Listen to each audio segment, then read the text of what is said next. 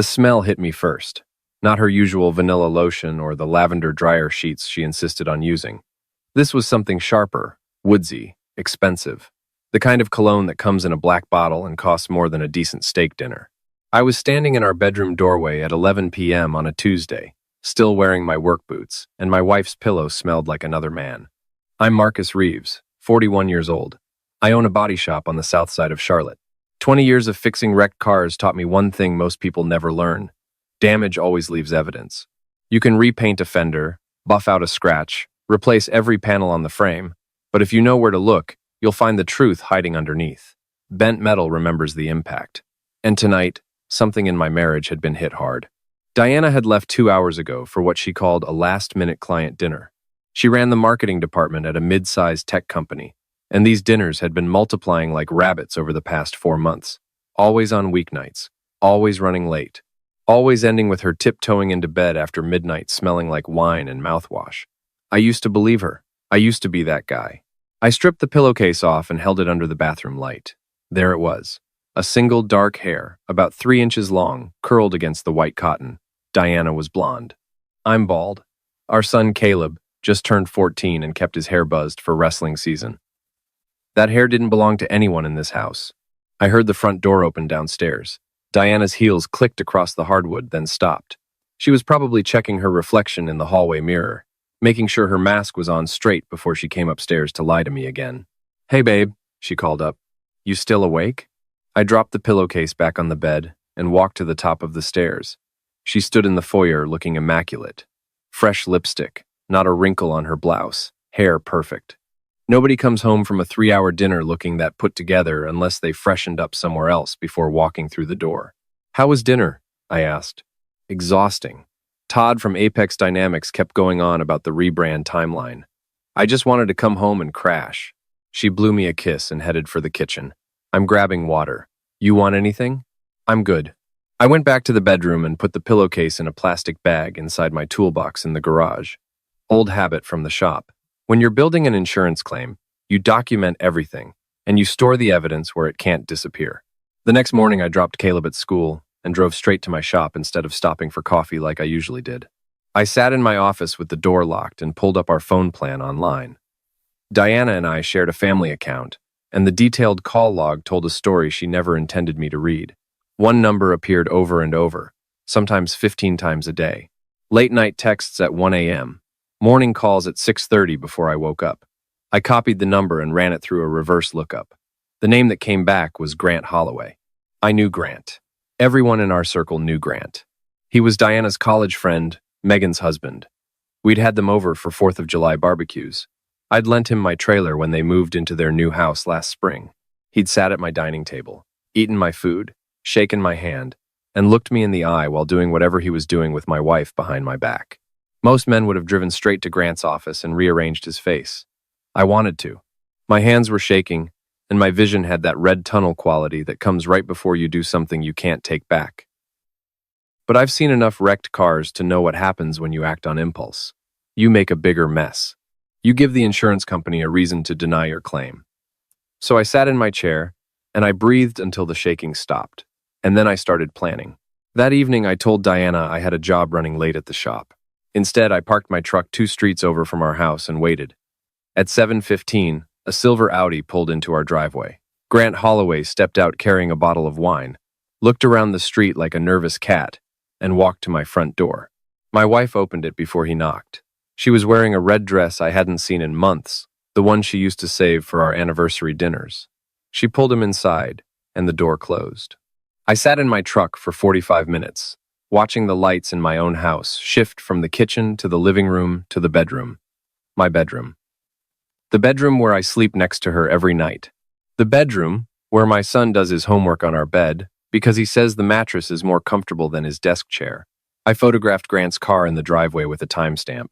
Then I drove to a diner on Independence Boulevard and ordered coffee I didn't drink. What I did not do was confront them. Not yet. I needed more. And I needed it documented in a way that would hold up when the time came. Over the next 2 weeks, I became methodical.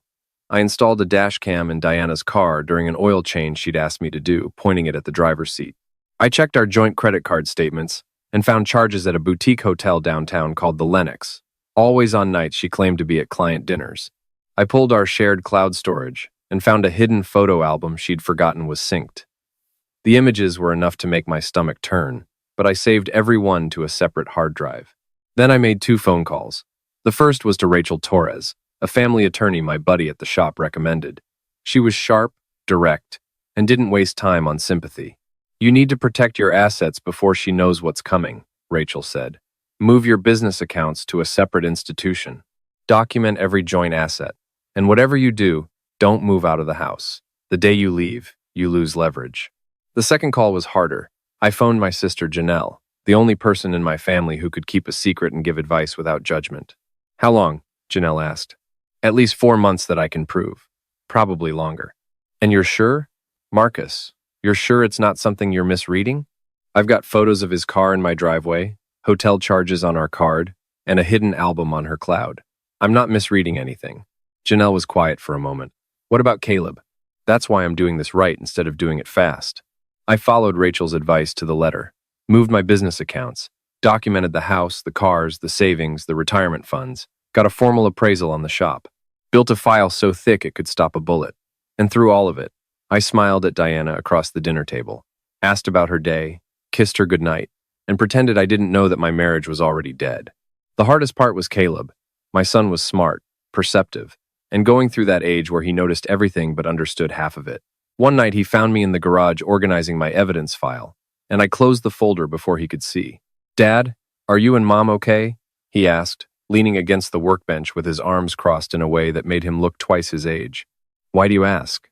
"She's different. She's always on her phone, and she gets weird when you walk into the room, and she smells different." Out of the mouths of children. Even a 14-year-old could see what Diana thought she was hiding. "Your mom and I are working through some stuff, buddy. Adult stuff. But no matter what happens, you and me are solid. You hear me?" He nodded, but his eyes told me he already knew more than he was saying. 3 weeks into my investigation, I found the piece that changed everything. Diana had left her iPad on the kitchen counter, still logged into her messages. I wasn't snooping. I was looking for Caleb's soccer schedule, but the thread at the top of her inbox was from Grant, and the preview line read, "She'll never find out. Megan's too trusting, just like Marcus." I opened the thread and scrolled. What I found wasn't just evidence of an affair, it was a plan. Diana and Grant had been talking about leaving their spouses and buying a place together in Asheville.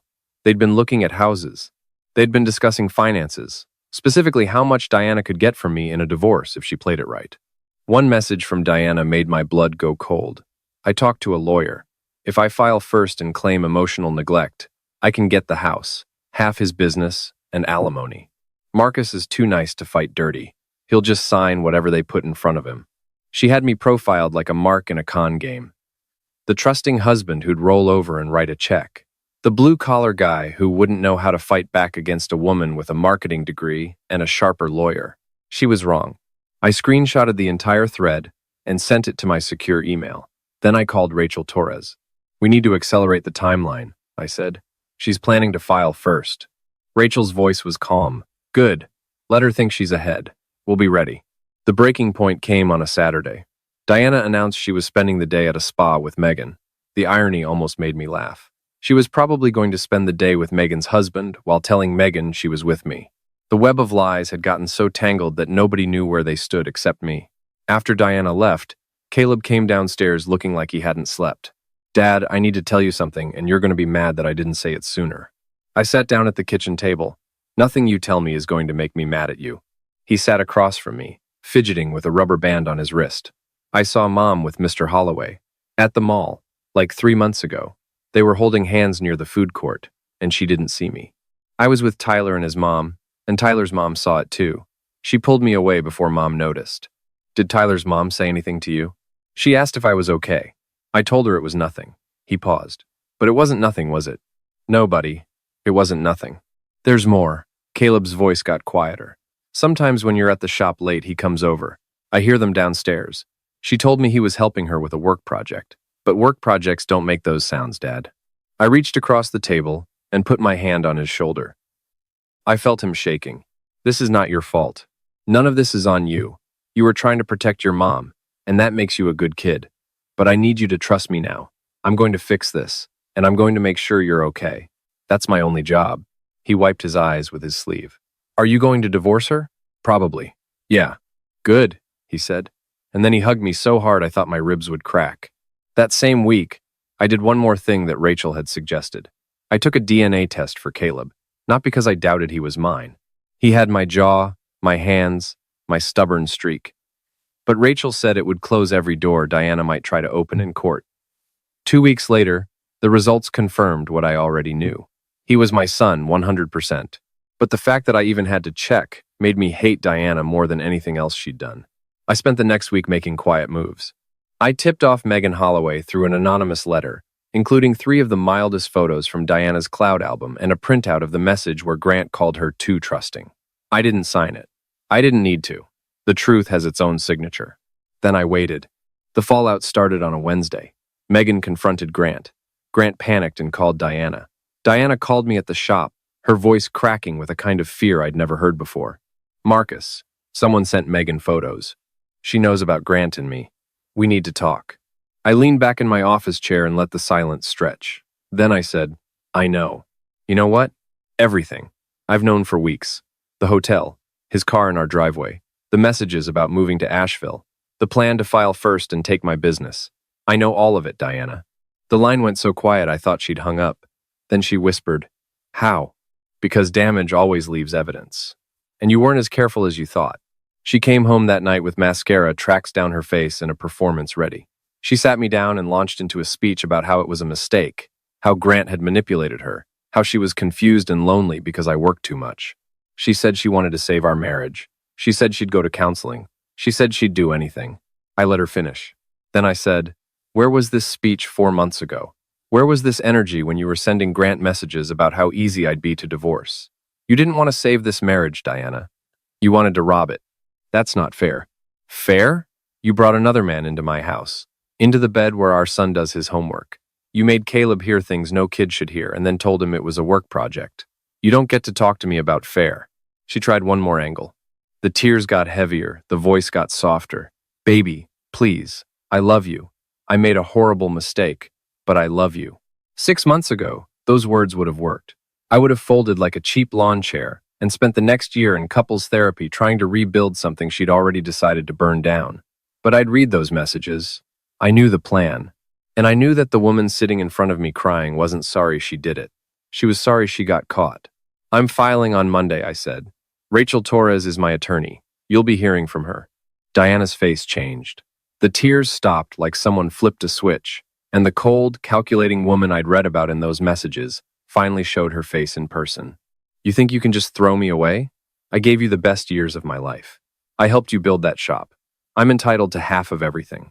You're entitled to whatever the judge decides. And I've got a file that would make a prosecutor blush, so I'd think carefully about how hard you want to fight this."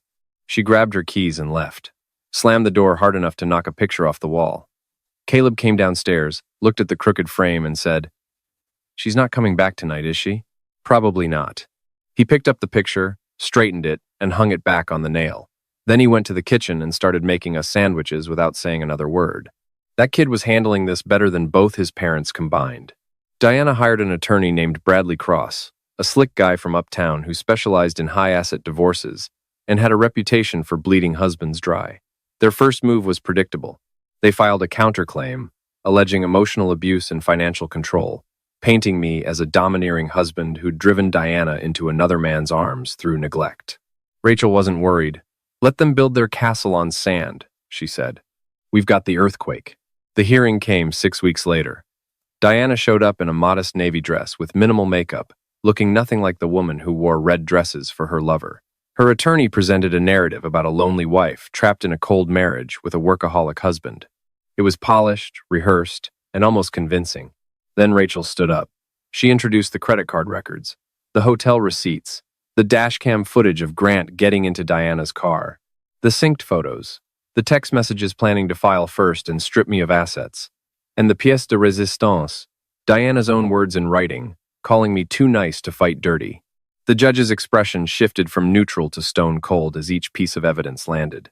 Diana's attorney tried to object, tried to claim the evidence was obtained improperly, but Rachel had been meticulous. Every piece was legally gathered. Every document was admissible. When it was over, the judge looked directly at Diana and said something I'll never forget. In 30 years on this bench, I've rarely seen such a calculated pattern of deception directed at a spouse and a child. This court does not reward that behavior. Diana got no alimony, no claim on my business. She got her personal belongings, her car, and a structured settlement for her share of the house equity, paid out over 3 years. I got primary custody of Caleb with generous visitation for Diana, because despite everything, Caleb still needed his mother, and I wasn't going to use my son as a weapon the way she'd used him as a shield.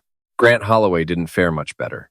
Megan filed for divorce within a week of getting that anonymous letter, and she hired the meanest attorney in Mecklenburg County. Last I heard, Grant was living in a studio apartment near the airport and driving a leased Honda after Megan got the Audi in the settlement. Megan called me once, about a month after everything settled. She said, "I owe you an apology. I should have seen it sooner." "You don't owe me anything," I told her. "We both trusted the wrong people." The night the divorce was finalized, I picked Caleb up from wrestling practice and we stopped at our favorite burger place on South Boulevard. He was quiet for most of the meal, pushing fries around his plate in that way he does when he's working up to something. "Dad? Yeah? Are you okay? Like actually okay?"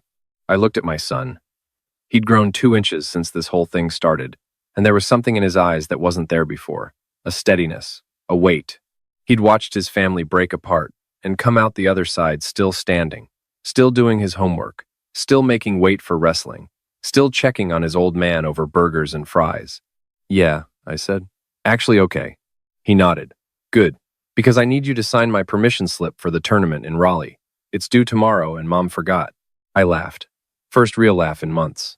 Handed over the pen and signed the slip on a napkin because neither of us had thought to bring the actual form. We drove home with the windows down and the radio on, and when we pulled into the driveway, the house looked different. Same brick, same shutters, same crooked mailbox I kept meaning to fix. But lighter somehow, like someone had opened every window and let the stale air out. Diana's cologne-scented ghost was gone from the pillows. The hidden photo albums were deleted. The lies had been swept out like sawdust from the shop floor. What was left was mine. The house, the shop, the kid in the passenger seat who was already asleep with his headphones in and his mouth open. I carried him inside the way I used to when he was small, though he was getting too big for it and my back would complain tomorrow. I tucked him in, turned off the light, and stood in the hallway for a moment, listening to the quiet. Damage always leaves evidence, but so does repair. You strip it down, weld the frame straight, and put it back together stronger than it was before. It takes time. It takes patience. It takes knowing which parts to save and which ones to scrap. I locked the front door, checked the windows, and went to bed in a house that was finally, entirely, mine.